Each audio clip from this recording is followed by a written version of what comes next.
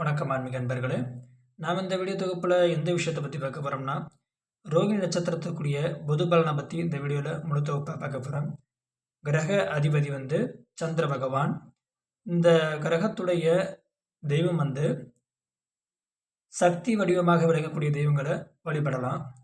இதனுடைய தன்மை நேர்மையாக இருப்பவர், உதவும் மனப்பான்மை அதிகமாக இருக்கும், சிந்தனை ஆற்றல் மிகுதியாக இருக்கும், எதிரிகளை புத்திசாலித்தனத்தால் வெல்லக்கூடிய வல்லமை இருக்கும், அழகாக இருக்கக்கூடிய தன்மை இருக்கும், புகழை எட்டக்கூடிய நோக்கத்திலே இவங்க செயல்படுவாங்க.